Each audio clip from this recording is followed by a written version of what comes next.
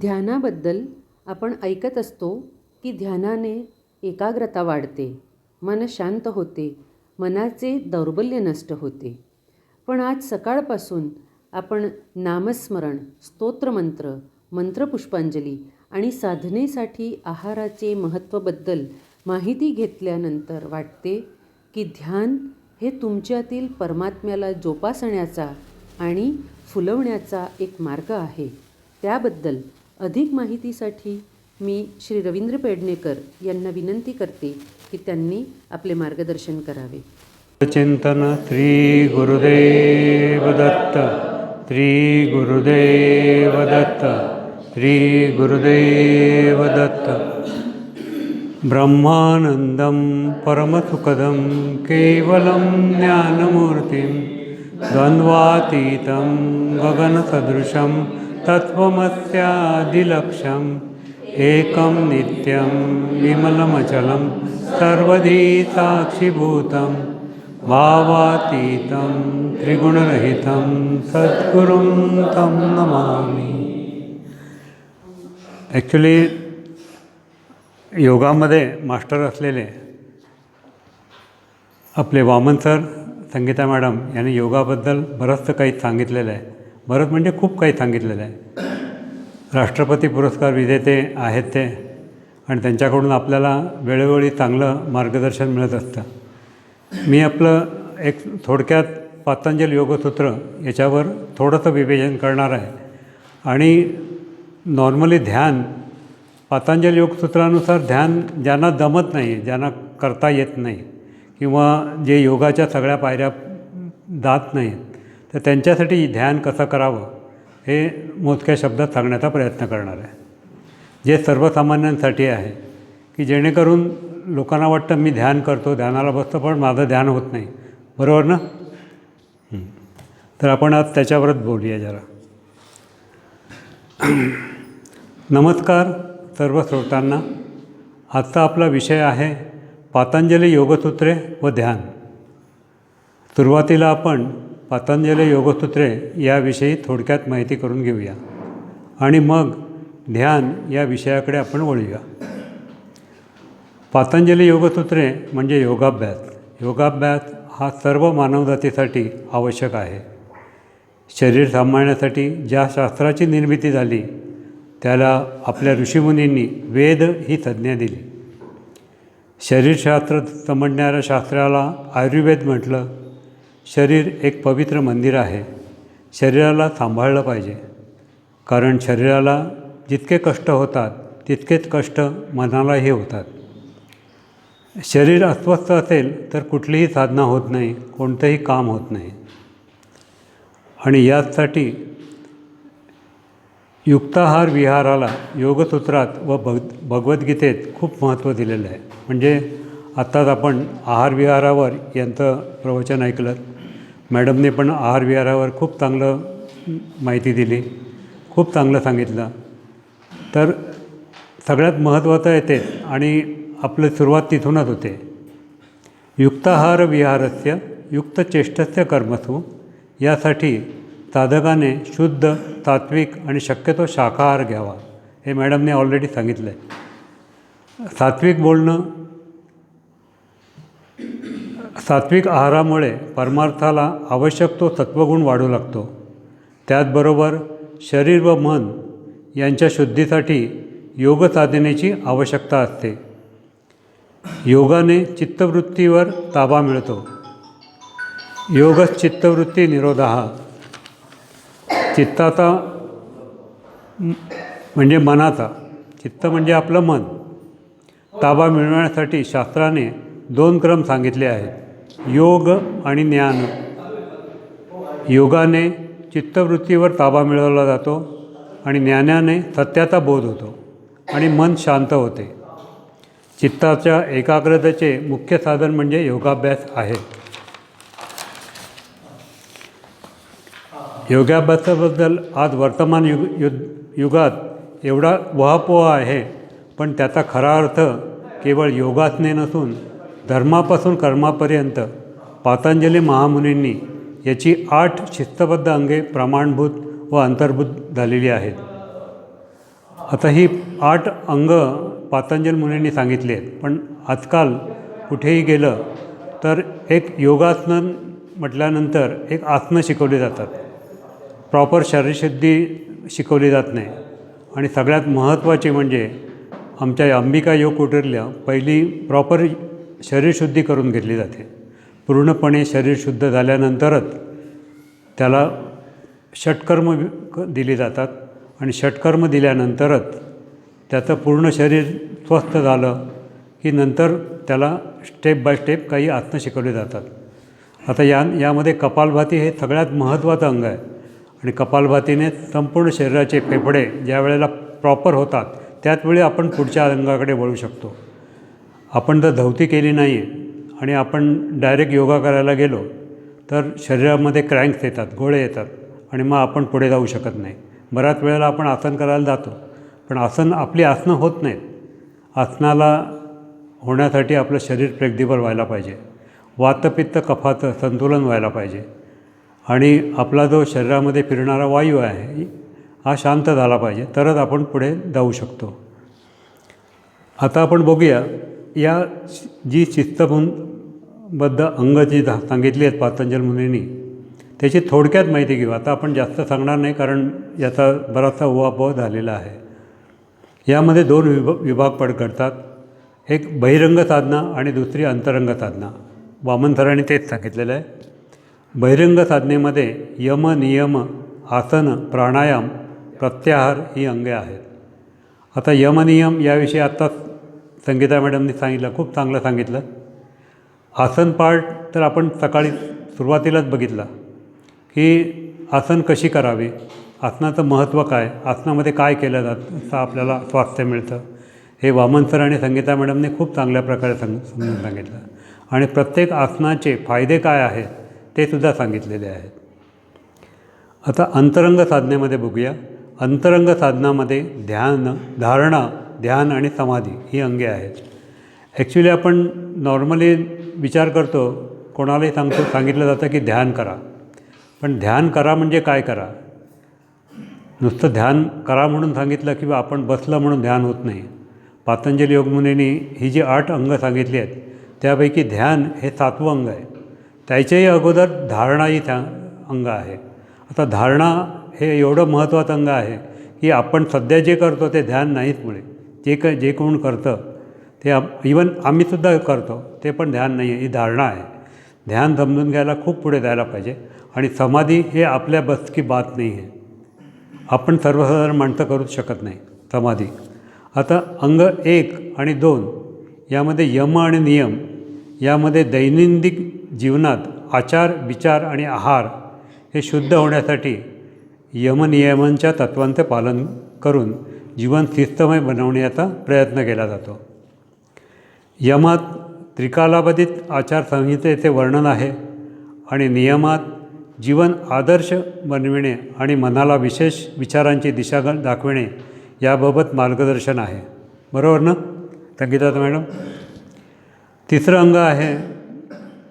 सुरू करण्यापूर्वी षटकर्माचा अभ्यास आपण करणे अत्यंत आवश्यक आहे. मी आत्ताच सांगितलं की षटकर्म अतिशय आवश्यक आहेत आणि ती सुरुवातीला करायलाच पाहिजे. ती केल्याशिवाय आपण जर आसनाकडे वळलो तर आपली आसनं प्रॉपर होत नाहीत. षटकर्माच्या 6 क्रिया आहेत: धौती, नेती, कपालभाती, नवली, बस्ती आणि त्राटक. षटकर्माद्वारे अंतर्बाह्य शारीरिक शुद्धी झाल्यानंतर अंग 3रे आसन, यामध्ये खिचाव, तणाव आणि दबाव या 3 प्रकारांनी शरीरांतर्गत दाब निर्माण केला जातो. यामुळे स्नायूंची क्षमता वाढते व आंतरिक शुद्धी होते. योगाभ्यासाच्या द्वारा शरीरात आवश्यक तेवढेच रक्त, मांस बनून मलमूत्र विसर्जन स्वाभाविक रीतीने केले जाते. त्याचे कारण असे की आसनांच्या व्यायामाने अंतर्गत रक्तसंचालन व्यवस्थित होते. आरोग्यासाठी रक्ताच्या उत्तम संचालनाची जरुरी असते, म्हणजे रक्तात विसरण हे उत्तम व्हायला पाहिजे. आसनांनी रोगप्रतिबंधक शक्ती वाढते. नियमित योगासनाचा अभ्यास केल्याने अखंड उत्तम आरोग्य प्राप्त होते. आसनांचा प्रॉपर अभ्यास झाला, षटकर्मांचा अभ्यास प्रॉपर झाला की आपण मग पुढे वळतो. पुढचं अंग आहे प्राणायाम. यामध्ये शरीरशुद्धी व शारीरिक स्थिरता लागल्यानंतर चंचल मनाला स्थिर करण्यासाठी श्वसन नियंत्रण आवश्यक असते. नेमके हे श्वसन नियंत्रण म्हणजेच प्राणायामशास्त्र. प्राणायामरूपी यज्ञात प्राण व अपानाची आहुती द्यायची असते. त्याचप्रमाणे वैचारिक अवस्था, इंद्रियांचा मळ जाळून टाकणे व शरीर हे ज्ञानाचे भांडे परिपक्व बनवणे, मन शांत बनणे आणि चित्ताची एकाग्रता येणे हे सारे प्राणायामाने साधू शकते. आता नॉर्मली कुठल्याही हल्ली क्लासमध्ये प्राणायाम शिकवला जातो. प्राणायाम म्हणजे काय की नॉर्मली कपालभाती दिली जाते आणि कपालभातीलासुद्धा प्राणायाम म्हणतात किंवा अनुलोम विलोम दिला जातो. ॲक्च्युली योगशास्त्राच्या अनुषंगाने कपालभाती म्हणा, अनुलोम विलोम म्हणा हे प्राणायाम नाहीत मिळत. अष्टप्राणायाम हे वेगळेच आहेत. आता वामन सरांना तर माहितीच असतील. पण हे जे अनुलोम विलोम आहे ही नाडीशुद्धी प्राणायाम आहे. त्यामध्ये जोपर्यंत आपण कुंभक करत नाही तोपर्यंत प्राणायाम होत नाही. आणि नॉर्मली सर्वसाधारण माणसांनी कुंभक करूच नये. जोपर्यंत त्यांची फेफड्याची स्थिती मजबूत होत नाही तोपर्यंत त्यांनी कुंभक करायचाच नसतो. कपालभाती जर जेव्हा तुम्ही 6 महिने चांगल्या प्रकारे केलं आणि तुमची फेफड्यांची कॅपॅसिटी म्हणजे फुफ्फुसांची कॅपॅसिटी चांगली झाली मगच तुम्ही कुंभक करू शकता. अचानक कोणालाही आपण कुंभक देत नाही. आणि आमच्या कुटीरामध्ये वर्षभर पूर्णपणे शुद्धिक्रिया आणि याचा अभ्यास केल्यानंतरच प्राणायाम क्लासला ॲडमिशन दिलं जात होतं. तर बरोबर ना? आता थोडंसं पुढे जाऊया. आता प्रत्याहार बघूया आपण. अंग 5 प्रत्याहार. प्रत्याहार म्हणजे विरोध. रंग, रस, गंध, स्पर्श आणि शब्द या 5 विषय म्हणजे डोळे. आता या 5 विषयचं आकर्षण काय कशामध्ये आहे? रंगाला डोळे आहे, जीभ, नाक, त्वचा आणि तोंड या 5 इंद्रियांचे जे नैसर्गिक आकर्षण असते त्याला विरोध करणे म्हणजे प्रत्याहार. पंचेंद्रियावरील आसक्ती सुटणे म्हणजे प्रत्याहार. यात मनाची शुद्धी होते, इंद्रिये ताब्यात राहतात आणि त्यामुळे मन आनंदी आणि शरीर निरोगी राहते. प्रत्याहारामुळे तपप्रवृत्ती वाढायला लागते. पुढचं अंग आहे धारणा. नॉर्मली आपण सगळे हे धारणाच करत असतो. यामध्ये विशिष्ट वस्तूवर चित्त केंद्रित करून ठेवणे याला धारणा म्हणतात. या एकाग्रतेमुळे सर्व वैषयिक वासना लय पावतात व मन पुढील अवस्थेत जाण्यासाठी सिद्ध होते. म्हणजे ध्यानावस्थेत जाण्यासाठी आपलं मन सिद्ध होते. आता अंग 7 ध्यान. आता आपण ध्यानाविषयी बोलणार आहोत पण ॲक्च्युली माझ्या हिशोबाने तरी हे आपण धारणाच करतो आहे. ध्यान यामध्ये एकाच गोष्टीचे अखंड चिंतन करणे यात ध्यान म्हणतात. अखंड चिंतन आपल्याकडनं फार क्वचितच होतं. एका विचारामधून 2 विचारामध्ये फार तर 1-2-4 सेकंदाचं अंतर जातं, परत दुसरा विचार चालू होतो. म्हणजे आपण जी करतो आहे ही धारणा करतो आहे. याविषयी आपण सविस्तर नंतर बोलूया. आता आपण थोडक्यात फक्त माहितीसाठी म्हणून सांगतो तुम्हाला. अंग 8 आहे ही समाधी. ही योगाची अंतिम स्थिती आहे. या स्थितीमध्ये मन ध्यान या विषयाशी एकरूप होते. ध्येया, ध्येय आणि ध्यान या त्रिपुटींचे भान हरपते. मनाची क्रिया थांबते. ते चराचर सृष्टीशी एकरूप होते. त्याला आपण ध्यान म्हणतो.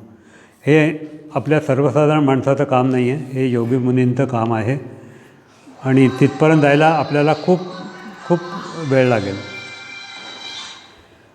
साधकांची पूर्णपणे शरीरशुद्धी आणि मनशुद्धी झाल्यानंतरच साधकात आसनांमध्ये बसल्यानंतर सुख व स्थिरता प्राप्त होते. यासाठी साधकाने सरळ व ताठ बसायला हवे. छाती, मान आणि डोके नीट एका रेषेत असायला हवीत.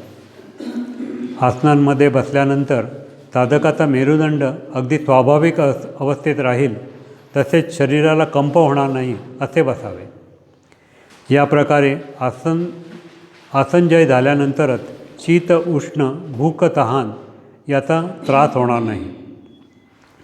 ज्या आसनामध्ये साधक साधारणतः 3.5 तास बसू शकतो यालाच शास्त्रात स्थिर सुखासनम असे म्हटलं आहे. आपली साधारणतः अर्धा पाऊण तास झाला की आपली शरीराची धुळबुळ चालू होते. म्हणजे आपण किती प्रयत्न करायला पाहिजे हे लक्षात घ्यायला येतं आपल्याला. हे सारे आपण पातंजली योगसूत्राप्रमाणे पाहिले. आता आपल्या ध्यान या मुख्य विषयाकडे वळूया. आता इथे मी ध्यान हा उल्लेख करतो आहे, पण ॲक्च्युली ही धारणा असंच समजून घ्या. ज्यांनी पातंजली योगसूत्राचा अवलंब केला नाही त्यांनी ध्यान करावं की नाही, तर त्याचं उत्तर असं आहे, त्यांना ध्यानामध्ये प्रगती व्हायला थोडा वेळ लागेल. किती वेळ लागेल असं विचारले असता त्यांचे उत्तर असेल, जे ज्याच्या त्याच्या प्रकृतीवर, वयावर आणि एकंदरीत मानसिक स्थितीवर अवलंबून असते. आता ही मानसिक स्थिती का म्हटली, तर सगळ्यात महत्त्वाची तीच आहे. आता आपण पाहूया, मेडिटेशन म्हणतात किंवा ध्यान म्हणतात, ते का करावं. मन शांत नाही म्हणून नाही, मन आपलं शांत नाही आहे म्हणून ध्यान करायचं नाही, तर मन सतत धावत असतं. आपलं मन एका क्षणाला सतत धावत असतं. या धावण्यालाच आपण समजतो मन असं समजतो. मी सतत धावतो आहे, आपण धावतो असं आपल्याला वाटतं, पण आपण धावत नाही, आपलं मन धावत असतं. इथे आपण एक गोष्ट लक्षात घेणं गरजेचं आहे. ध्यान म्हणजे विचार नष्ट करणं नाही. मनातले विचार नष्ट करायचं म्हणजे ध्यान नाही आहे. तर ध्यान म्हणजे विचार पाहणं. आपण विचारांचं अवलोकन करणं आहे. शांत बसून विचारां पाहत राहायचं आहे, तरच तुम्ही पुढे जाऊ शकाल. तुम्ही म्हणाला माझ्या डोक्यामध्ये विचार येत आहेत, माझं ध्यान होत नाही, तर तुम्ही पुढे जाऊ शकणार नाही. यासाठी ध्यान कसं करावं हे समजून घेणे आवश्यक आहे. ध्यान का करावं याचं उत्तर आपल्याला शोधायचा प्रयत्न करूया. मानवी मनामध्ये येणाऱ्या मुख्यतः 2 प्रकार असतात. मनामध्ये जे विचार येतात त्याचे 2 प्रकार असतात. एक म्हणजे शॉर्ट टर्म विचार आणि दुसरे म्हणजे लाँग टर्म विचार. आता शॉर्ट टर्म विचार आणि लाँग टर्म विचार याचं जर आपण बायफर्केशन केलं तर शॉर्ट टर्म विचार म्हणजे मनामधील विचार मनाला धावायला लावतात, विचार मनाला धावायला लागतात, ते शॉर्ट टर्म विचार. आणि विचार मनाला अस्वस्थ करतात, त्याला लाँग टर्म विचार म्हणतात. आपण आता बायफर्केशन बघूया कसे काय. सगळ्यात पहिले आपण समजून घेऊया शॉर्ट टर्म विचार. उदाहरणतः एकीकडे मी काही काम करतो आहे आणि माझ्या मनात दुसरे विचार चालू असतात. उद्या मला काय करायचे आहे हे मी आत्ता काम करत असतानाच विचार करत असतो आणि माझ्या मनामध्ये उद्याचा विचारसुद्धा चालू असतो. आपण सकाळी काय करणार आहोत, संध्याकाळी काय करणार आहोत, जे नजीकच्या काळामध्ये काय करणार आहोत, जे घडायचे आहे किंवा जे घडलेले आहे याचा विचार करत असतो. सध्याचा प्रेझेंट टेन्समध्ये आपण राहतच नाही. वर्तमान काळात राहणं शिकलं पाहिजे.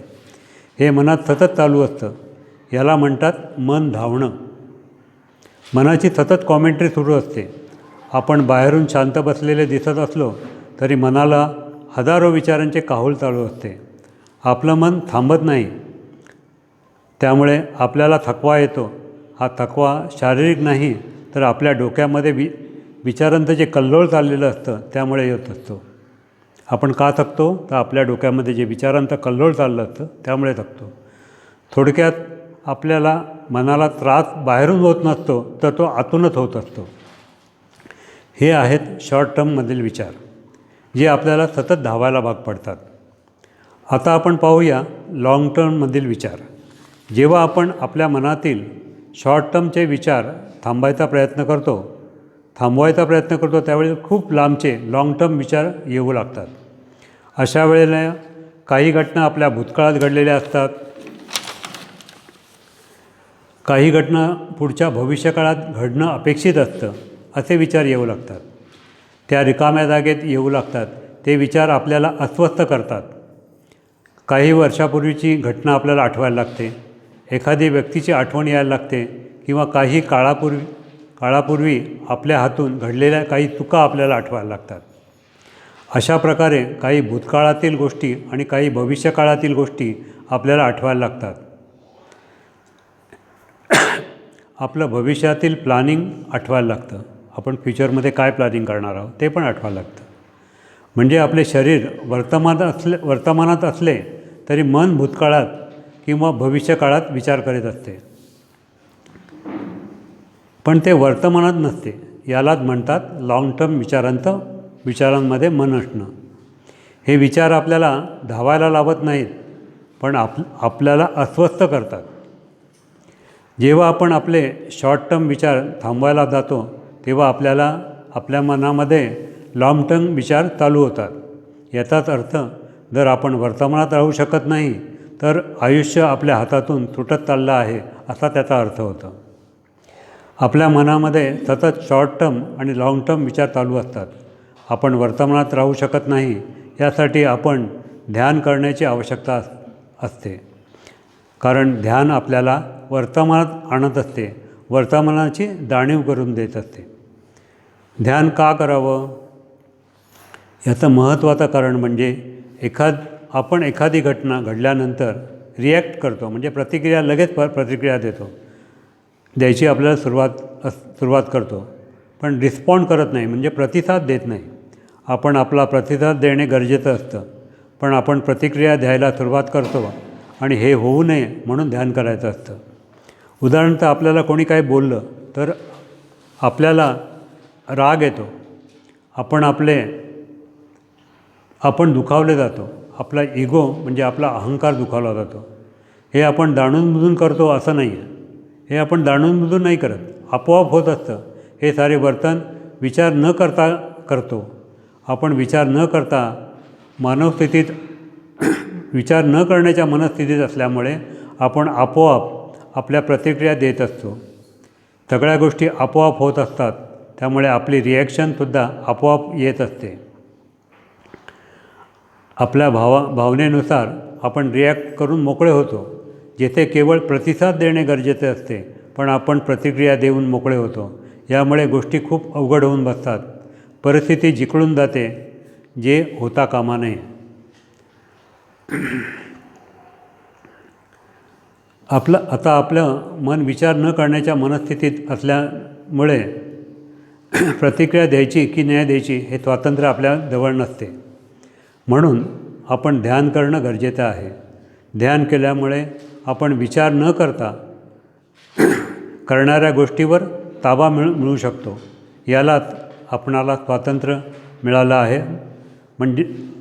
म्हणजे आपण ठरवू तेव्हाच रिॲक्ट व्हायचं आपल्याला द्यायला लागतो. आता आपल्याला एखादं माणूस कोणतरी काय बोललं, आपल्या मनाला ते लागलं, पण आपण लगेच त्याला रिॲक्ट करत नाही. आपण काय करतो, थोडा वेळ थांबतो. थोडा वेळ थांबणं, 1 सेकंद थांबणं, यालाच आपलं मेडिटेशन चालू झालं आहे असं म्हणतो आपण. जेव्हा आपण ठरवू तेव्हा प्रतिक्रिया देणार नाही, यालाच आपल्याला स्वातंत्र्य मिळालं आहे असं म्हटलं जातं. कुठलीही घटना घडल्यानंतर आपण रिॲक्ट करण्याआधी आपण 1 सेकंद वेळ घेतो आणि रिॲक्ट करायला किंवा रिस्पॉन्ड करायला प्रतिसाद देणे हे आपण ठरवू शकतो. 1 सेकंद वेळ हा आपल्या जीवनामध्ये खूप महत्त्वाचा असतो. कुठलीही प्रतिक्रिया देण्याआधी 1 सेकंद थांबले असता आपली प्रतिक्रिया बदलू शकते. हा 1 सेकंदाच्या वेळेलाच मॅच्युरिटी किंवा परिपक्वता असे म्हटलं जातं. ही परिपक्वता आपल्याला ध्यानामधून मिळते. मनावर ताबा निर्माण झाल्यामुळे कुठलीही गोष्ट घडल्यावर आपण रिॲक्ट करण्याअगोदर थोडा वेळ थांबतो, विचार करतो आणि मग रिॲक्ट करायचं की नाही हे ठरवतो. आज आपलं सगळ्यांचं मन अशांत आहे, म्हणजे सगळ्यांचं म्हणजे बऱ्याच लोकांचं असं म्हणायचं आहे मला. याला कारणीभूत आहे आपल्या हातामध्ये असलेला छोटासा मोबाईल. आता थोडक्यात मोबाईलविषयी आपण जरा बघूया, कारण हे लहान मुलांपासून मोठ्या माणसांपर्यंत हे खूप त्रासदायक गोष्ट आहे. आपल्या हातामध्ये मोबाईल आहे आणि हा मोबाईल आपले मन अशांत करण्याचे महत्त्वाचे कारण आहे. मन शांत असतं जेव्हा ते आपल्या स्वतःबरोबर राहतं, पण मन सतत बाहेर वळलेले असल्याचे महत्त्वाचे कारण म्हणजे मोबाईल त्यावर सतत काही ना काही चालत असतं. त्यासोबत आपले मन पळत असतं. त्याला सतत काही आवाजांची सवय झालेली असते. मनाला सतत काहीतरी मोबाईलवर बघायची सवय लागलेली असते. ते आतमध्ये थांबायला तयार नसते. त्याला सतत वाटतच असतं. त्याला सतत कुणाला कुठल्या तरी आवाजाची सवय लागलेली असते. शांतता असेल तर ते अस्वस्थ व्हायला लागतं. शांततेत बाह्य प्रलोभने नसल्यामुळे मन आत वळते आणि शांत असणे त्याला अस्वस्थ करते. आता हे शांत असणे त्याला अस्वस्थ का करते? जोपर्यंत तुम्ही आत जाणार नाहीत, शांततेत बसणार नाहीत, तोपर्यंत मन बाहेरच रमणार. मन शांत होण्यासाठी आत वळणं आवश्यक असते. त्यासाठी आपल्याला ध्यान करणे आवश्यक आहे. ध्यान करणे आवश्यक आहे कारण त्यानिमित्ताने का होईना आपले मन शांततेत राहू शकतं. आपले मन आत राहू शकतं. सुरुवातीला ही शांतता आपल्याला अस्वस्थ करत असते. मन आत वळले असता अस्वस्थ होते कारण लाँग टर्म विचार परत वर यायला लागतात. पण ते सुद्धा सुरुवातीच्या काळात. हे विचार जे येतात ना, ते सुरुवातीच्या काळात. आपण काही कालावधीत ध्यान सुरू केलं आणि कंटिन्यू करत राहिलं तर हळूहळू आपले मन वर्तमानात राहायला शिकतं. कुठल्याही मोबाईलशिवाय, कुठल्याही आवाजाशिवाय, कुठल्याही क्रियाशील असण्याशिवाय आपले मन वर्तमानात राहायला लागतं. आपलं मन स्वतःबरोबर राहायला शिकतं. आपलं मन आत राहायला शिकतं. म्हणजेच ध्यानातील शांतता आपल्याला अस्वस्थ करत नाही. म्हणजे आपले मन शांत व्हायला लागतं.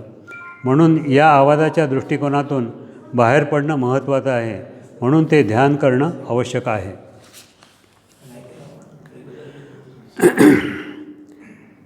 तर थोडा वेळ घेऊया आपण आणि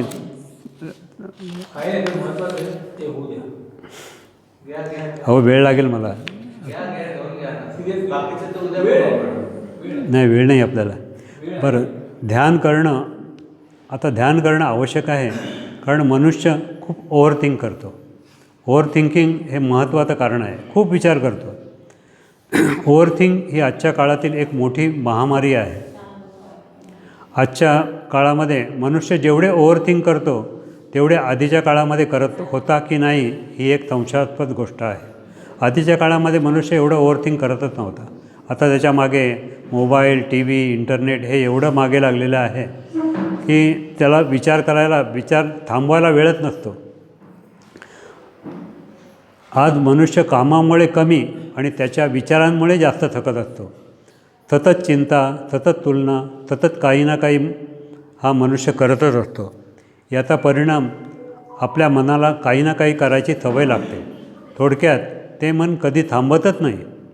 सतत त्याला काही ना काही विचार करण्याची सवय लागते आणि ही सवय त्याला आपणच लावलेली आहे.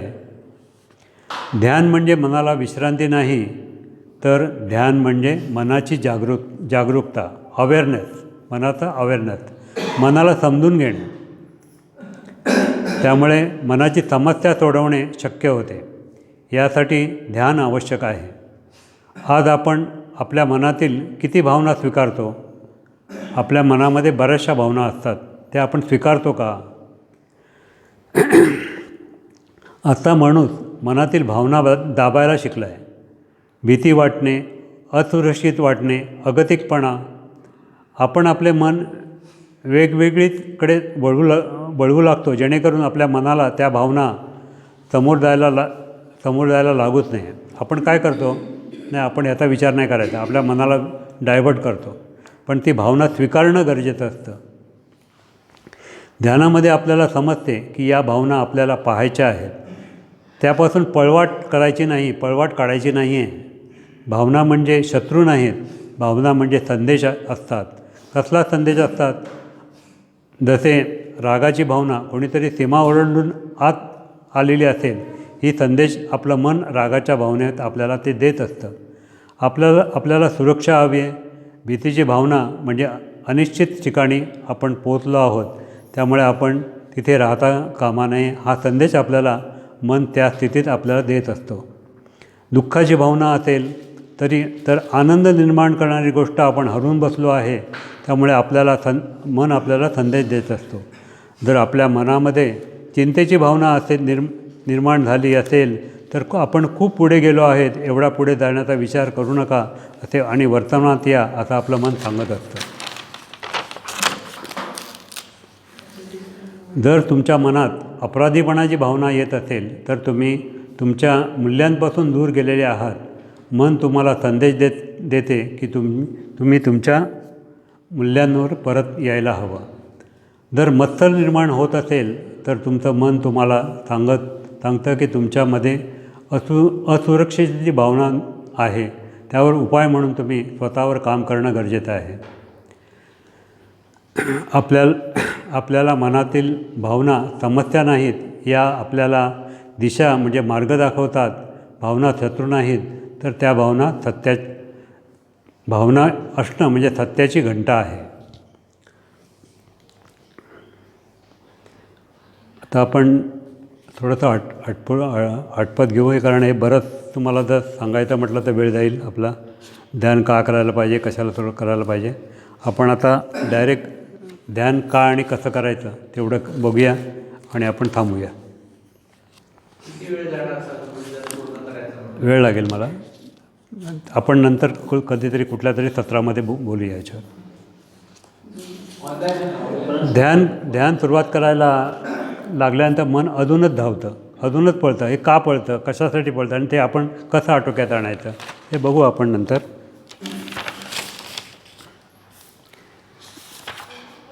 ध्यानामध्ये काही गैरसमज असतात, तर ते पण आपण बघू नंतर.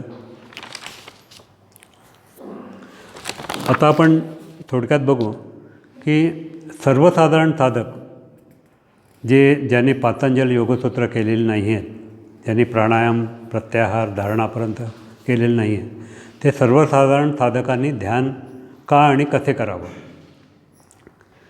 सुरुवातीला आपण या ध्यानाचे प्रकार पण वेगवेगळे आहेत.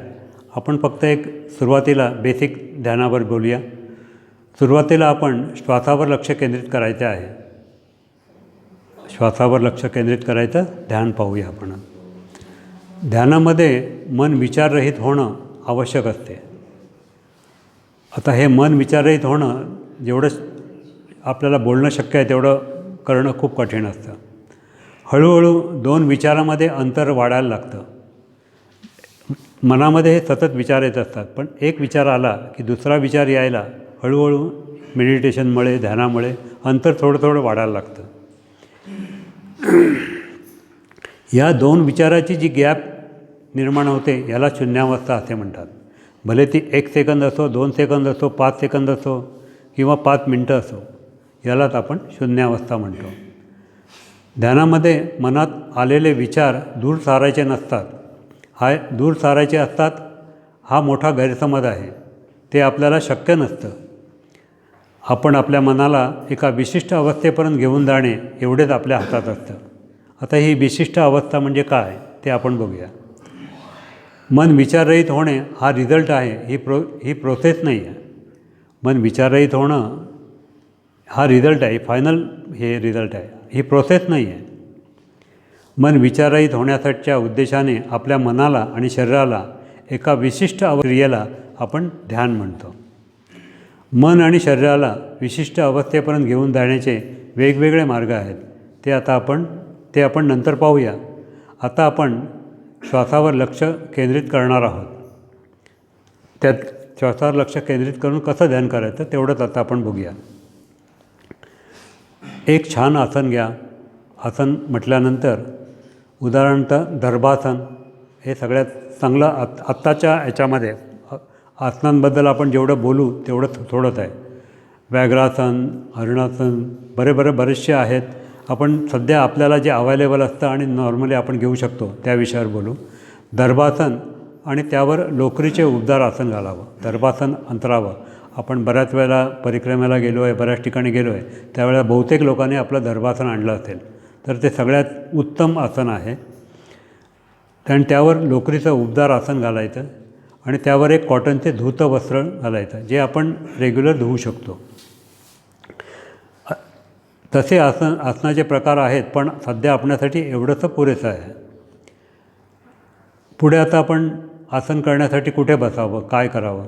घरामध्ये एक अशी जागा बघा जिथे तुम्हाला तिथे बसण्याची इच्छा होईल. म्हणजे मनातून कुठेतरी वाटायला लागतं की आपण इथे आपण आसनं ध्यानाला बसू शकतो, बसावं. उदाहरणार्थ एखादं देवघर, ईशान्य कोपरा. आता हे ईशान्य कोपरा म्हणजे काय, तर त्या ठिकाणी भगवंताचं स्थान असतं ईशान्य कोपराला, म्हणून त्या ठिकाणी तिथे आपली साधना चांगली चालते, आपली साधना वृद्धिंगत होते. किंवा आपल्यामुळे आणि आपल्याला दुसऱ्या कोणाला डिस्टर्ब होणार नाही अशी जागा.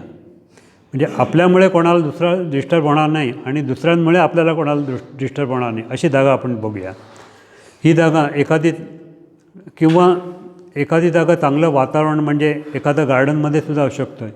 एखादा शांत गार्डनमध्ये गेला, तिथे जर ध्यानाला बसत असाल तर ते सुद्धा उत्तम आहे.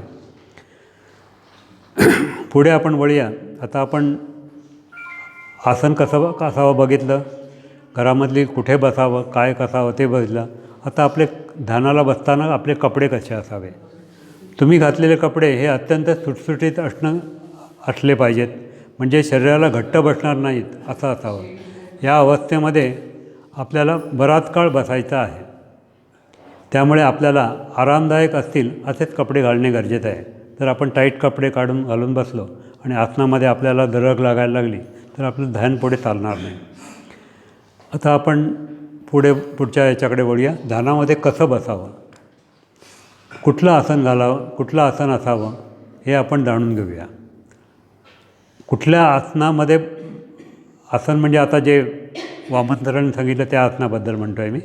आसन कुठलंही चालेल, म्हणजे आसन तुम्ही कुठलंही घाला. एक पद्मासन घालू शकता, अर्ध पद्मासन घालू शकता, किंवा सहजासन सुद्धा घालून बसू शकता. अगदी सहज साधी मांडी. वज्रासनसुद्धा चालू शकतं. पण या आसनामध्ये आपल्याला जास्तीत जास्त वेळ बसता येईल. जास्तीत जास्त वेळ म्हणजे किती, किमान आपण अर्धा तास तरी बसू शकू असं आसन असावं. ध्यानामध्ये पहिल्या मिनटाला जी मांडी तुम्ही घातलेली असेल ती मांडी ध्यान संपेपर्यंत असायला हवी. आता नॉर्मली हाताची स्थिती कशी असावी, पोझिशन कशी असावी याबद्दल वेगवेगळे विचार समोर येतात. ध्यान करताना हात कुठल्या स्थितीत मध्ये ठेवले तरी चालतात. ध्यान करताना हात कुठल्याही स्थितीमध्ये ठेवले तरी चालतात. असं बंधन नाही की कुठली मुद्राच करायला पाहिजे किंवा काय करायला पाहिजे. ध्यान होत असताना आपले हात कुठेही असले तरी पण ते स्थिर असायला पाहिजे, त्यामध्ये तुळबुळ होता कामा नये. उदाहरणार्थ स्वामी विवेकानंदांचा ध्याना अवस्थेतील आपण फोटो पाहिला तर आपल्याला समजेल की त्यांनी कोणतीही मुद्रा केलेली नाही आहे. सरळ डाव्या हातावर उजव्या हाताचा पंजा ठेवलेला दिसतो. आपल्याला मुद्रा करायचीच असेल तरी काही हरकत नाही, पण ती अवस्था पहिल्या मिनटापासून शेवटच्या मिनटापर्यंत ती अवस्था करताना आपल्याला कुठलेही कष्ट पडता कामा नये, कष्ट जाणवता कामा नये. पुढचा पॉईंट आपण बघू. ध्यान करताना पाठीचा कणा सरळ असायला हवा, परंतु त्यामध्ये ताठरता असायला नको. म्हणजे ताठ बसायला पाहिजे, त्याच्यावर रग लागेल असं नको आहे. शरीराला कुठल्याही प्रकारचा ताण नसावा. पाठ, छाती आणि मान आणि डोके एका सरळ रेषेत असावे. कोणाला पाठीचा कणा एवढा वेळ सरळ ठेवणं शक्य नसेल ते भिंतीला टेकून बसू शकतात. भिंतीला टेकून बसणं म्हणजे रेलून बसणं नाही आहे, हे लक्षात घ्या. परंतु फक्त लोअर बॅक म्हणजे पाठीचा कणा जो हे आहे, लोअर बॅक म्हणजे माकड हाडापर्यंत उशी घ्यावी, म्हणजे उशी आडवी ठेवावी, त्यावर रेलून बसू नये. म्हणजे पाठ भिंतीला टेकू नये. अपर बॅक पूर्णपणे भिंतीला किंवा उशीला टेकलेली नसावी. आपल्याला आपला शरीरावर पूर्ण कंट्रोल असावा. जर उशी घ्यायची वेळ झाली तर आडवी उशी घ्या, जेणेकरून ती पाठीला फक्त टेकेल.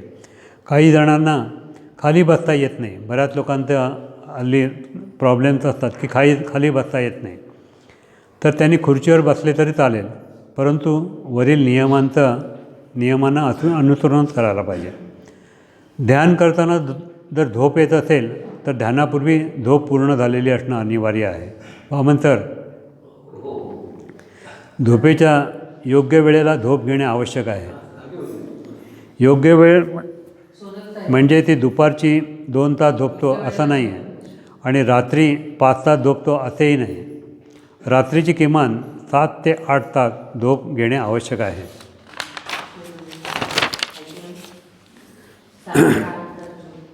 काही महत्त्वाचा मुद्दा हे बऱ्याच याच्यामध्ये नसतो, तर आपण ध्यानाला बसताना दाताला दात लावून बसले पाहिजे. दाताला दात लावून म्हणजे दात आवळायचे नाही, दाबायचे नाही आहे, फक्त दाताला दात लावून बसणं आवश्यक आहे. दाताला दात टेकलेले असणं आवश्यक आहे, म्हणजे दात पूर्णपणे दाबून धरायचे नाही आहेत. आपल्या शरीरावर पूर्ण कंट्रोल असणं आवश्यक आहे. ध्यान करताना शरीराची अजिबात हालचाल होता कामा नये. मन आपणाला स्थिर बसवून येत नाही. आपण जरी बसायचं म्हटलं तरी मन आपल्याला स्थिर बसवू देत नाही. ते काय करतं, कुठे इथे मानेला खाज येतं, कुठे डोक्याला खाज येतं, कुठे पाठीला खाज येते, हे त्याचं चालू असतं. पण त्याच्याकडे आपण लक्ष द्यायचं नाही. आपण एकदा घातलेली मांडी आणि एकदा बसलेलं ध्यानामध्ये आसन किंवा हाताची स्थिती स्थिर राहिली पाहिजे. भले तुम्ही आसन किती करायचं असेल तर 20 मिनटाचं करा, अर्ध्या तासाचं करा, 1 तासाचं करा. जेवढा वेळ तुम्हाला स्थिर बसता येईल तेवढंच आसन करा. म्हणजे कुठे मांडीला खाज येणे, मांडी दुखायला लागणे, पाठ खाजवू लागणे इत्यादी येते. यामध्ये आपण ध्यान संपेपर्यंत स्थिर राहायचा प्रयत्न करायचा आहे. आपले शरीर जेवढे स्थिर असेल तेवढे लवकर आपले मन देखील विचाररहित व्हायला मदत करते. ध्यानाला सुरुवात करण्यापूर्वी आपल्या इष्टदेवदेवतांचे स्मरण करणे आवश्यक आहे. आपल्या गुरूंचे स्मरण करावे, त्यांचे स्तवन करावे. ध्यानामध्ये डोळे बंद करणे अपेक्षित आहे. काही वेळा डोळे उघडे ठेवून ध्यान करणं ते बरोबर नाही. ध्यानामध्ये डोळे बंद ठेवायलाच पाहिजे. आताच सगळ्यांनी ध्यान करू नका, आता डोळे उघडे ठेवा. सुरुवातीला श्वासाला संतुलित करण्यासाठी ध्यानाच्या सुरुवातीला दीर्घ श्वसन करावं. आता दीर्घ श्वसन म्हणजे काय, की सावकाश श्वास घेणं, दीर्घ श्वास घेणं, दीर्घ श्वास सोडणं 5 ते 10 वेळा. दीर्घ श्वसन करताना जेवढे सावकाश करता येईल तेवढे करावे. शरीराची अजिबात हालचाल होता कामा नये. कारण कोण श्वास घेता असा होता कामा नये. शरीराचा शांतपणे प्रश्वास घ्यायला पाहिजे, दीर्घ श्वास. त्यानंतर आपण आपल्या श्वासावर लक्ष केंद्रित करायचे आहे. त्यामध्ये आंतरकुंभक, बाह्यकुंभक, दीर्घ श्वास घेणे वगैरे काहीही करायचं नाही आहे. आपल्या श्वासाचे साक्षीभावाने केवळ निरीक्षण करायचे. हा साक्षीभाव महत्त्वाचा आहे. अध्यात्मामध्ये साक्षीभाव सांगितला जातो. म्हणजे आपल्या श्वासाचं फक्त आपण निरीक्षण करायचं आहे. म्हणजे लांबून श्वासाचे निरीक्षण करायचं आहे. श्वासाला कंट्रोल करायला जायचं नाही, फक्त आपल्या श्वासाला आपण स्टेबल करून घ्यायचं आहे. आपल्या श्वासाचं फक्त निरीक्षण करायचं आहे आणि आपल्या श्वासाच्या व्यवहारामध्ये आपण कुठेही ढवळाढवळ करायची नाही. ध्यान हे आता हे महत्त्वाचं आहे. ध्यान हे एका बैठकीत किमान 20 मिनटं तरी करायचं आहे आणि ते सुद्धा दिवसातून 2 वेळा. आपण एक 5 मिनटाचं ध्यान करतो, हे काही ध्यान नाही आहे. ही तुम्हाला फक्त सुरुवात व्हावी म्हणून आम्ही दिलेली आहे. किंवा स्वाध्यायामध्ये आपल्याला तेवढा ध्यानामध्ये वेळ नसतो. ध्यान करायचं असेल तर किमान 20 मिनटं तरी ध्यान करायला पाहिजे आणि ते सुद्धा दिवसातून 2 वेळा. ध्यान संपवताना सावकाश व हात एकमेकावर तोळायचे आहेत. ध्यान सोडताना घाई करायची नाही. सावकाश हात एकमेकावर तोळायचे आहेत. तोपर्यंत डोळे उघडायचे नाहीत. नंतर चेहऱ्यावरून हात फिरवायचे आहेत आणि सावकाशपणे डोळे उघडायचे आहेत. डोळे उघडायची घाई करायची नाही आहे. ध्यान हे अत्यंत उपयुक्त आहे, फायदेशीर आहे. ध्यान तुम्हाला नियमित करायचे आहे. एका बैठकीमध्ये किमान 20 मिनटे ध्यान करावे आणि दिवसातून 2 वेळा ध्यान करणे आवश्यक आहे. असे आपण नियमित करतो तेव्हा महिन्याभरानंतर आपल्याला ध्यानाचे फायदे हळूहळू मिळायला सुरुवात होतात. तर ध्यानामुळे मिळायचे फायदेवर आपण आता इथेच थांबूया.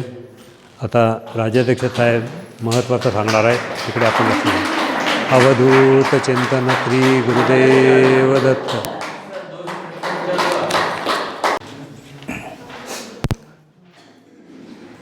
गणेशा शारदाश्चैव सद्गुरु सज्जनस्तथा आराध्यदैवतं गुह्यं सर्वमे रघुनन्दना.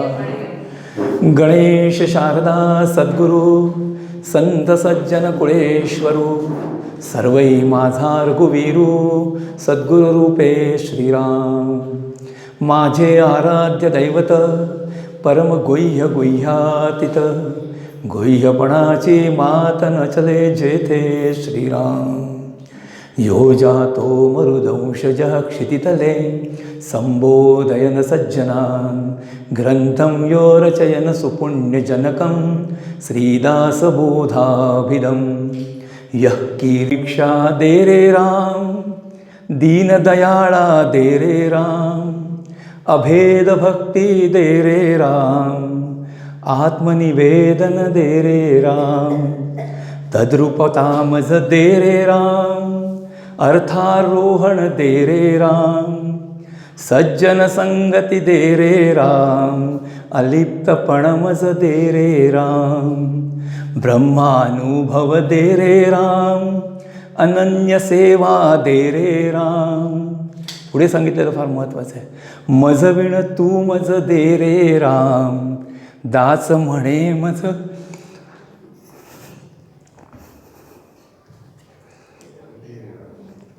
दास म्हणे मज दे रे राम. श्रीराम जय राम जय जय राम.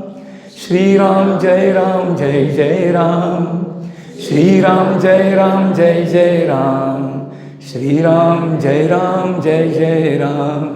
जय जय रघुवीर समर्थ. आपल्याला त्यातलं फक्त आज एकच बघायचं आहे, सज्जन संगती दे रे राम. आणि त्यासाठी मी एक गोष्ट सांगणार आहे. त्याच्या आधी सज्जन म्हणजे काय, तर सज्जन म्हणजे आपण सगळे सज्जन आहोत.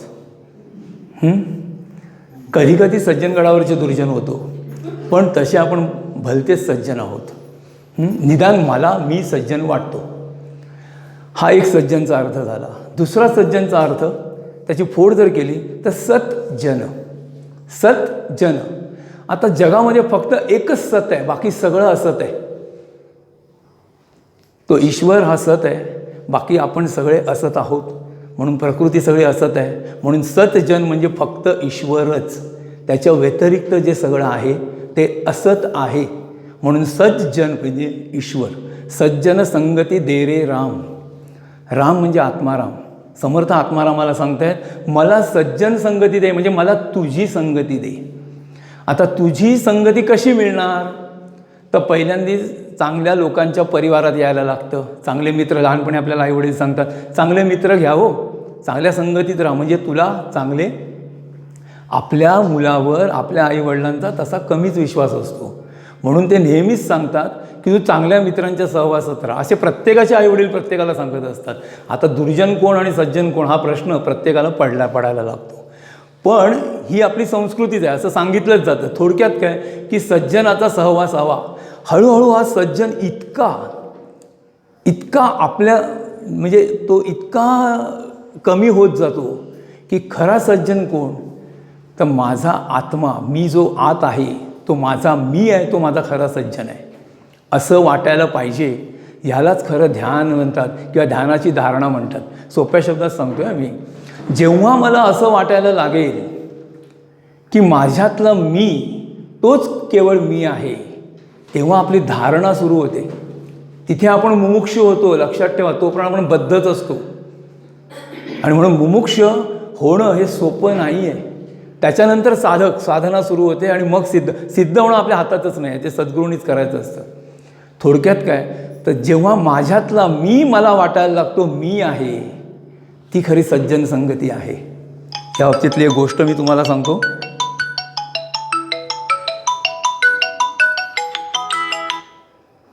या बाबतीतली एक गोष्ट मी तुम्हाला सांगतो. चैतन्य गोंदवलेकर महाराजांचे आपण आत्ता जाऊन आलो, त्यांचे शिष्य आहेत होते बाबा बेलसरे. त्यांच्या आयुष्यात घडलेली गोष्ट आहे ती तुम्हाला सांगतो. त्यांनी त्यांच्या शेवटच्या प्रवचनामध्ये ही गोष्ट सांगितली आणि ते ऐकण्याचं भाग्य मला लाभलं. त्यांच्या तोंडून ऐकलेली गोष्ट मी तुम्हाला सांगतो आहे. म्हणजे सज्जन संगती दे रे राम हे किती अवघड आहे हे आपल्याला लक्षात येईल. बाबा बेलसरे 40 वर्ष नामधारक होते. नामातून ध्यानामध्ये जाण्याचं जे प्रक्रिया होती ती त्यांना साध्य झालेली होती. 3 तास कट्टाचं नाम घ्यायचे, नामातून ध्यानात जायचे. एका रामनवमीला ते ध्यानात बसले पहाटे आणि साधारण 2-2.5 तासानंतर त्यांना अस्वस्थ वाटायला लागलं. आता हा विरोधाभास आहे ना, ध्यानामध्ये काय वाटायला पाहिजे? स्वस्थ. म्हणजे आपल्यासारख्यांना अस्वस्थ वाटतं, कारण ध्यानात बसल्यानंतर अनेक विचार समोर येतात. काल मी काय केलं, तो माझ्याशी असा वागला, अरे सासूला तर नेमकं सुनेच्या होते असंच वाटतं, ती माझ्याशी अशी का वागली, इथपासून ते सगळे सुरू होतात. हां, ती माझ्याशी असं का वागली. त्याच्यात पुन्हा प्रॉब्लेम असा असतो, तुम्हाला सांगतो बघा, ही निवड पण तिनंच केलेली असते. 6 महिने वधू संशोधन करून 10, 50, 60 मुली बघून माझ्या मुलाला कशी मुलगी हवी आहे न बघता मला कशी मुलगी हवी आहे, माझ्या कल्पना काय आहेत, माझी मतं काय आहेत, ह्याच्यावर त्या मुलीचं संशोधन सुरू होतं, वधू संशोधन. ते थांबतं कुठे? ती चांगली आहे का, ती मला आवडली आहे, पण त्याला आवडली आहे का माहिती नाही. आता ती आवडल्यानंतर लग्न होतं धूमधडाक्यात, मैत्रिणींना, महिला मंडळामध्ये, अगदी आपण भजन ग्रुप जमतो ना, त्याच्यानंतरसुद्धा माझी सून किती चांगली आहे ते सांगण्यात जास्त वेळ जातो. ह्याला खरं भजन म्हणतात. हे खरं भजन असतं, कारण जोपर्यंत भजन संपत नाही ना तोपर्यंत हे भजन होत नाही. पण एकाएकी 6 महिने जातात आणि 5-5.5 महिने आवडलेली सून मला एकदम नावडायला लागते. प्रॉब्लेम कुठे होतो? प्रॉब्लेम असं होतो की मत आज माझं जे आहे ते उद्या नसतं. म्हणून मतांवरून विचारांवर यावं, अनेक विचारांवरून एका विचारावर यावं आणि एका विचारावरून निर्विचार व्हावं, तेव्हा तो आपला मी माझ्या मीच्या सान्निध्यात येईल. मला एवढंच सांगायचं होतं. घरातलं उदाहरण दिलं की जास्त समजतं आणि आपल्या कोपऱ्यातलं असतं ना, हृदयातलं जखमा भळभळत असतात, म्हणून ते सांगायचं असतं, म्हणून हे उदाहरण सांगितलं. गोंदवलेकर महाराजांना पहाटे जेव्हा त्यांचं ध्यान अतिशय लागलं तेव्हा अस्वस्थ वाटायला लागलं. ध्यानात स्वस्थ वाटायला पाहिजे. आपल्याला वाटलं तर ठीक आहे, पण महाराजांना वाटलं, कारण 40 वर्षाचे नामसाधक होते, उत्तम साधक होते ते, उत्तम साधक, मग अस्वस्थ का वाटतं? आणि असंही होतं, त्यांना ती किमया साधलेली होती की महाराज बेलसरे बाबांशी ध्यानामध्ये संवाद साधायचे आणि त्यांना एकाएकी ते अस्वस्थ वाटल्यानंतर महाराजांचा हसण्याचा आवाज ऐकायला आला. ध्यानात आहे, महाराजांचा हसण्याचा आवाज ऐकायला आला आणि गोंदवलेकर महाराजांना त्याने प्रश्न विचारला की महाराज, मला अस्वस्थ वाटतंय ध्यानामध्ये आणि तुम्ही हसताय काय? ते म्हणाले, हसून आता काय करू? ते म्हणाले, मला अस्वस्थ का वाटतं? तर ते म्हणाले, गोंदवलेकर महाराजांनी त्यांना प्रश्न विचारला की मी ध्यान करतोय, 40 वर्षाचं माझं ध्यान बरोबर नव्हतं का? आज मला रामनवमीच्या दिवशी 40 वर्षाच्या ध्यानानंतर अस्वस्थ वाटायला लागलं, मी कुठेतरी चुकलं होतं का? तर महाराज म्हणाले, नाही, तू कुठेही चुकलेलं नाही आहेस, तू बरोबर आहेस. मग म्हणाले, मला अस्वस्थ का वाटतं? तर महाराज म्हणाले, तुझ्यातला मी देण्याची वेळ आलेली आहे. नीट ऐका, तुझ्यातला मी देण्याची वेळ मला आलेली आहे, म्हणून तुला अस्वस्थ वाटतं. माणूस सगळं देऊ शकतो. द्रौपदीवर पणाला लावली आहे 5 पांडवांनी, म्हणजे बायको, सुख, संपत्ती, सगळं, पैसा, अडका, सगळं देऊ शकतो, पण स्वतःचा मीपणा मात्र आपण देऊ शकत नाही. तो मला आवडत नाही, ते माझं आहे, त्याला माझ्याविषयी काय वाटतं, माझं मी, हा जो प्रकार आहे तो गोंदवलेकर बेलसरे बाबांच्या बाबतीतही तसंच होतं. त्यांचा मी महाराज मागत होते आणि तो ते देऊ शकत नव्हते, म्हणून त्यांना अस्वस्थपणा वाटत होता. महाराज म्हणाले, आता तो तुझा तो मी मला दे, मी त्याच्यासाठी आलो आहे. आज रामनवमीचा चांगला दिवस आहे आणि तो देताना इतकी घुसमट झाली, म्हणजे बाबा बेलसरे सांगत होते,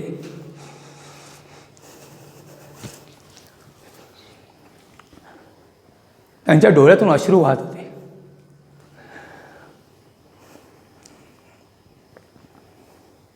स्वप्नात जवळजवळ 5 मिनटं त्या ध्यानामध्ये गोंदवलेकर महाराज बाबा बेलसरेंकडे तो मी मागत होते आणि बाबा बेलसरे देऊ शकले नाहीत.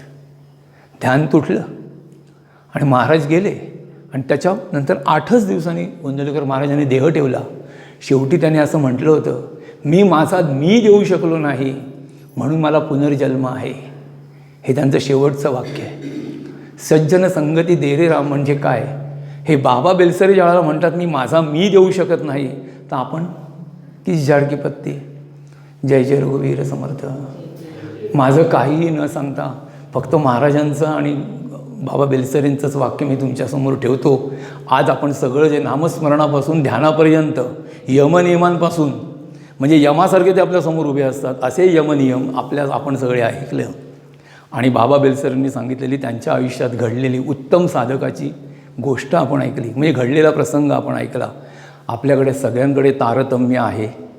आपण सगळ्यांनी विचार केला पाहिजे मी कुठे आहे, आणि तिथून अध्यात्माला सुरुवात होते. तो मी म्हणजे माझ्यातला मी तो कुठे आहे ह्याचा शोध घेणं म्हणजेच ध्यान करणं. जय जय रघुवीर समर्थ.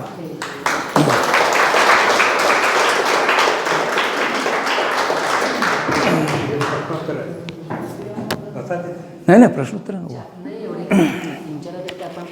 आपण वरती बोलू ना सगळे जमून. हां बरोबर ना. हो सॉरी, तरी 15 मिनटं बोललो ना. बंद केलं का?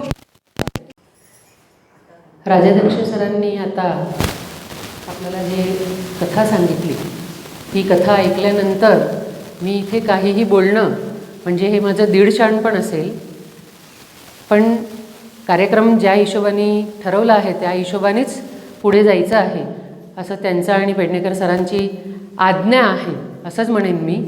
नाहीतर आज्ञाशिवाय इथे आता बोलणं कठीण आहे.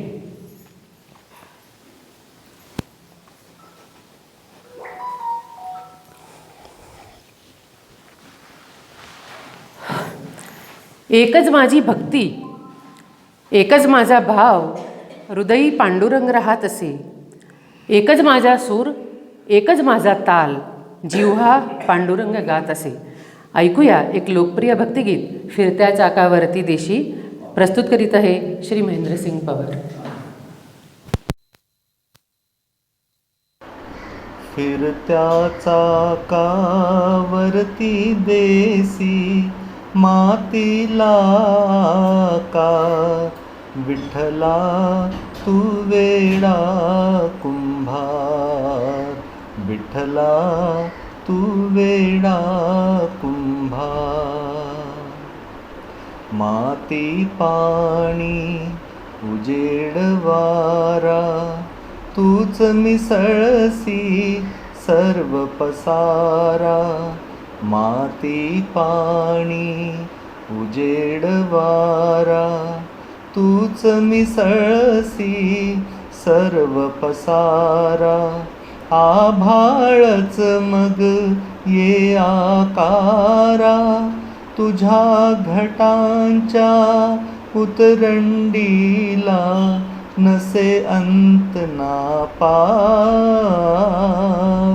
तू वेडा कुंभार, विठ्ठला तू वेडा कुंभार. घटाघटाचे रूप आगळे प्रत्येकाचे दैव वेगळे. घटाघटाचे रूप आगळे प्रत्येकाचे दैव वेगळे. तुझ्या विना ते कोणा न कळे. मुखी कुणाच्या पडते लोणी, कुणामुखी अंगार. तू वेडा विठ्ठला तू वेडा कुंभार. तूच घडविसी तूच फोडिसी कुरवाळीसी तूच ताडिसी. तूच घडविसी तूच फोडिसी कुरवाळीसी तूच ताडिसी. नकळे आतून काय जोडिसी देसी डोळे परिनिर्मिसी. तया पुढे अंधार तू वेडा कुंभार. विठ्ठला तू वेडा कुंभार. फिरत्या चाका वरती देसी मातीला आकार. विठ्ठला तू वेडा कुंभार. विठ्ठला तू वेडा कुंभार.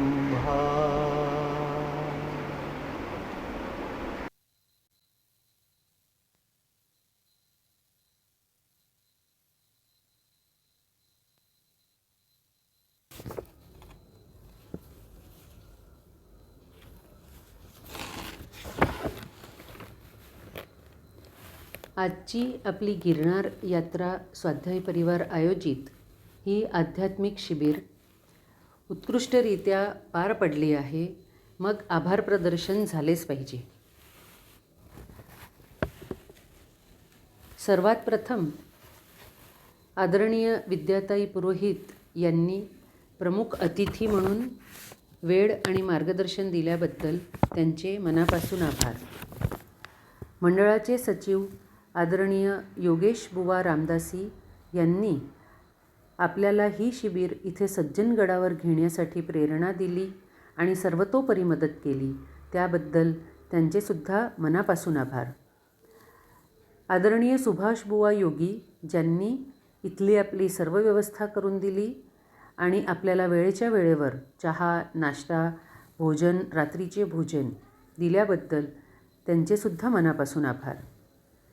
तसं बघायला गेले तर आदरणीय विद्याताई, आदरणीय योगेश बुवा किंवा आदरणीय सुभाष बुवा योगी यांच्यासाठी आभार शब्द हा खूप छोटा आहे, पण त्यांची महती एवढी मोठी आहे की ते विना कोणाचा आभार प्रदर्शनाची वाट बघत त्यांच्या धर्मध्वजा उंच उंच फडकली पाहिजे त्यासाठीचा धर्मकार्यात व्यस्त आहेत. आपल्याला अशा थोर व्यक्तिमत्वापर्यंत, या सज्जनगडापर्यंत निमित्ताने प्रत्यक्ष समर्थांपर्यंत पोहोचवण्याबद्दल श्री रवींद्र पेडणेकर सर आणि श्री रवींद्र राजाध्यक्ष सरांचे मनापासून आभार. आज इथे आपल्या गिरनार यात्रा स्वाध्यायी परिवाराव्यतिरिक्त आणि परिवारातील पण स्वाध्यायीमध्ये अजून संपूर्ण जोडले नाही गेलेले सदस्य सौ जयश्री अग्निहोत्री, सौ अनिता येल्वे, सौ जान्हवी दांडेकर, सौ शीतल भोसले, सौ वर्षा जाधव, श्री धोंडीबा कातकर, श्री उद्धव गुमे, श्री शैलेश मंडलिक यांचे विशेष आभार. त्यात विशेष सौ जयश्री अग्निहोत्री ज्यांनी तब्येत नादुरुस्त असतानासुद्धा आमच्या विनंतीला मान देऊन आमच्या प्रेमापोटी शिबिराला येणे व इथे भजनात हार्मोनियमची साथ दिल्याबद्दल त्यांचे मनापासून आभार. आणखी विशेष आभार श्री उद्धव गुमे यांचे, ज्यांनी त्यांची रेकॉर्डिंग सिस्टम अंबरनाथवरून आणले म्हणण्यापेक्षा गड चढवून आणली व आज दिवसभर श्री महेंद्र पवार यांच्यासोबत अतिशय चिकाटीने आपली ही संपूर्ण शिबिराचे रेकॉर्डिंग करण्यास मदत केली. इथे मी श्री महेंद्रसिंग पवार यांचे वेगळे आभार मानत नाही, कारण त्यांना मी स्वाध्याय परिवारचेच सदस्य समजते. श्री शैलेश मंडलिक, श्री धोंडीबा कातकर व सौ अनिता येल्वे यांचे पण शिबिरात भक्तिगीत रूपाने उत्स्फूर्त भाग घेतल्याबद्दल विशेष आभार. श्री शिवा राऊत यांनी आपल्या शिबिराचे बॅनर बनवून आणल्याबद्दल त्यांचेसुद्धा आभार. अचानक सांगितल्या गेल्यावर सुद्धा योग आणि आसनाच्या सत्रामध्ये मयूरासन व शीर्षासन उत्स्फूर्तपणे करून दाखवल्याबद्दल पाटील काकांचा आणि श्री शिवा राऊत यांचा विशेष आभार. इथे उपस्थित आपण सर्व गिरनार यात्रा परिवारातील सदस्य ज्यांनी संपूर्ण मनापासून दिलेल्या विषयाला न्याय देण्याचा प्रयत्न केला त्याबद्दल आपल्या सर्वांचे आभार. आणि सर्वात शेवटी नाही तर सर्वात मोठे आभार सज्जनगड या वास्तूचे, इथे उपस्थित समर्थांच्या ऊर्जेचे आणि आजच्या दिवसाचे आभार ज्याने आपली ही पहिलीच शिबिर अतिशय उत्कृष्ट प्रकारे करवून घेतली. बाहेरचे कोणीच नव्हते, त्यामुळे आपणच आपले कौतुक करायला हरकत नाही. सर्वात शेवटी कार्यक्रमाच्या सूत्रसंचालनाच्या नावावर तुम्हा सर्वांना बराच त्रास दिला आहे. त्यात काही कमी पडले असेल तर क्षमा असावी. आता मी श्री रवींद्र राजाध्यक्ष सरांना विनंती करते की त्यांनी कल्याणकारी घेऊन आपल्या शिबिराची सांगता करावी. त्यानंतर आपण रात्री भोजनासाठी निश्चित स्थळाकडे प्रयाण करूया. आजच्या शिबिरातला उत्कृष्टरीते करवून घेतल्याबद्दल समर्थ श्री रामदास महाराज यांचे शत शत शत शत आभार. सर्वांना नमस्कार. शुभरात्री.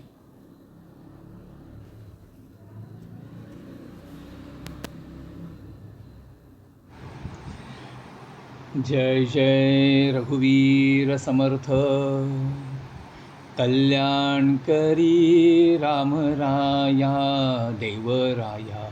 कल्याण करी राम राया. जनहित विवरी जनहित विवरी जनहित विवरी. कल्याण करी राम राया देवराया. कल्याण करी राम राया. तळमळ तळमळ होतची आहे होतची आहे. तळमळ तळमळ होतची आहे होतची आहे. हे जन हाती धरी दयाळा. कल्याण करी राम राया देवराया. कल्याण करी राम राया. अपराधी जन चुकतची गेले चुकतची गेले. अपराधी जन चुकतची गेले चुकतची गेले. तुझा तूची सावरी दयाळा. कल्याण करी राम राया देवराया. कल्याण करी राम राया. कठीण त्यावरी कठीणची झाले कठीणची झाले. कठीण त्यावरी कठीणची झाले कठीणची झाले. आता न दिसे उरी दयाळा. कल्याण करी राम राया देवराया. कल्याण करी राम राया. कोठे जावे काय करावे काय करावे. कोठे जावे काय करावे काय करावे. आरंभिली बोहरी दयाळा. कल्याण करी राम राया देवराया. कल्याण करी राम राया. दास म्हणे आम्ही केले पावलो केले पावलो. दास म्हणे आम्ही केले पावलो, केले पावलो. दयेसी नाही सरी दयाळा, कल्याण करी रामराया देवराया, कल्याण करी रामराया. जनहित विवरी, जनहित विवरी, जनहित विवरी, कल्याण करी रामराया देवराया, कल्याण करी रामराया, कल्याण करी रामराया. जय जय रघुवीर समर्थ.